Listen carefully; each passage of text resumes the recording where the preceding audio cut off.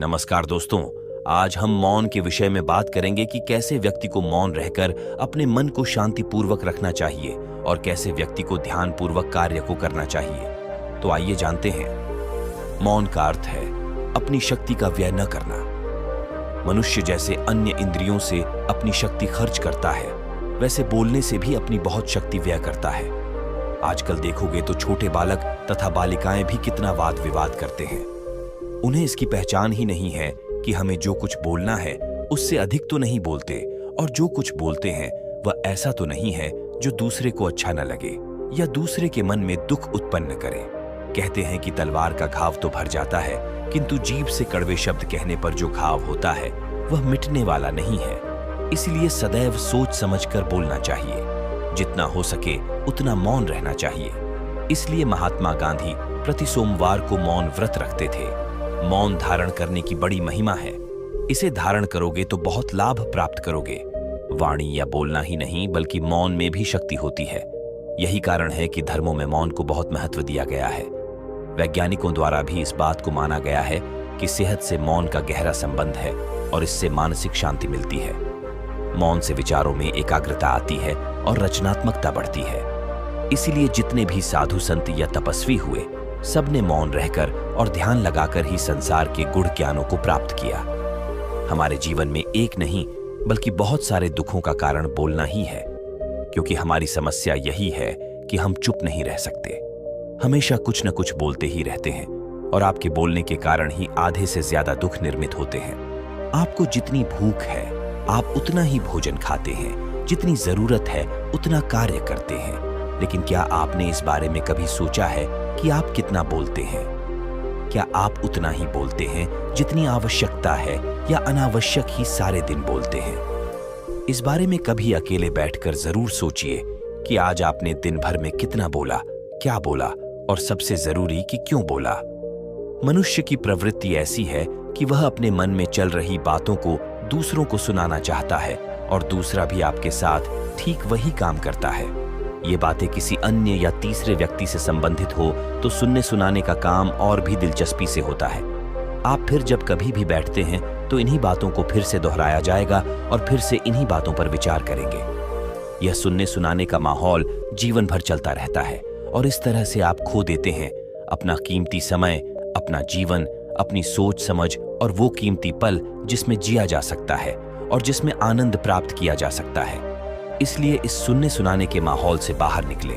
जब तक हम बाहर की ओर बोलते रहेंगे हमारे भीतर अशांति रहेगी। जिस दिन हम मन से चुप हो जाएंगे तब बाहर हमारे मुख से कुछ भी निकले हम शांत ही रहेंगे। दुनिया में जितनी बुराइयां हैं, परिवार में कलेश है, पति पत्नी में विवाद है, सब बोलने के कारण ही होते हैं। हम चुप रहना नहीं चाहते हैं, हमेशा सुना देना चाहते हैं। लेकिन व्यर्थ का बोलना ऊर्जा का नष्ट करने के बराबर है। इसलिए जितने भी बुद्धत्व, साधु और संत हुए वे एकांत की ओर गए, क्योंकि उन्हें अधिक बोलना न पड़े और अधिक सुनना न पड़े। महावीर ने 12 वर्ष और महात्मा बुद्ध ने 10 वर्ष मौन रहने के बाद ज्ञान को प्राप्त किया। महर्षि रमण और चाणक्य भी मौन के उपासक थे।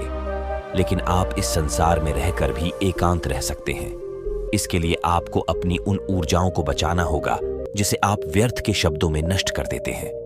इसीलिए उतना ही बोले जितना जरूरी हो।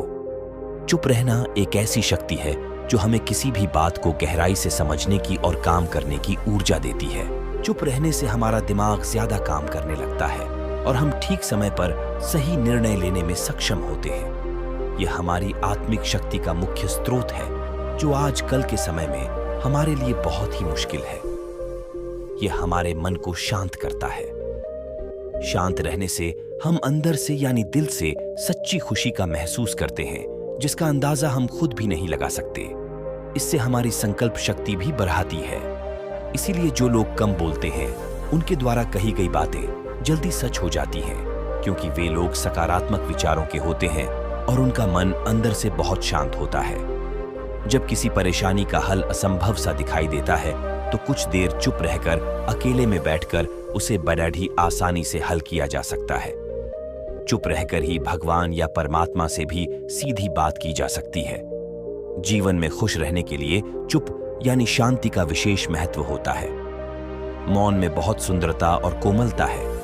शोर और तनावपूर्ण जीवन की दैनिक चुनौतियों से भरी इस दुनिया में मौन का अभ्यास गहरा लाभ प्रदान करता है। इससे मन को असीम शांति और शरीर को शक्ति मिलती है। मौन हमारी कल्पना को स्वयं की ओर पुनर्निर्देशित करने में मदद करता है। बेकार की बातचीत और गपशप में ऊर्जा बर्बाद होती है। मौन ऊर्जा का संरक्षण करता है, इच्छा शक्ति और दृढ़ संकल्प विकसित करता है। मौन वाणी की शुद्धता प्राप्त करने और शब्दों के माध्यम से हिंसा को कम करने में मदद करता है।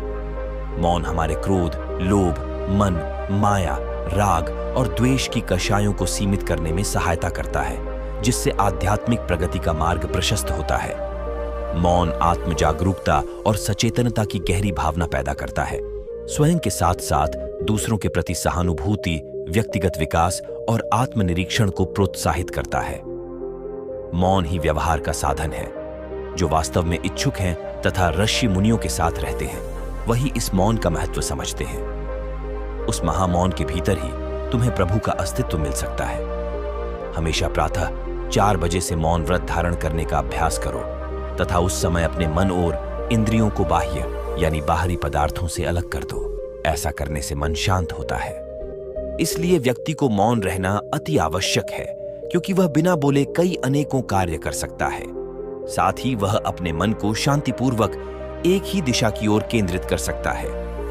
मुझे आशा है कि आपको इस मोटिवेशनल स्टोरी से अधिक प्रेरणा मिली होगी और मुझे पूरी उम्मीद है कि आप भी मौन रहना सीख जाएंगे, क्योंकि मौन रहना भी एक अपने आप में एक कला है। मुझे पूरी उम्मीद है कि इस मोटिवेशनल स्टोरी से आपको शिक्षा मिली होगी और इस मोटिवेशनल स्टोरी से आपको प्रेरणा मिली होगी। अगर आप चाहते हो कि ऐसी मोटिवेशनल स्टोरी आपको मिलती रहे, तो आप बिल्कुल सही जगह हो। यहाँ पर आपको मोटिवेशनल कहानियों का संग्रह मिलेगा, जो आपको जीवन में आगे बढ़ने की ताकत देकर जाएगा। इस वीडियो को देखने के लिए धन्यवाद, और अगर वीडियो अच्छी लगी हो तो वीडियो को लाइक, शेयर और सब्सक्राइब करना न भूलें। जय श्री राम।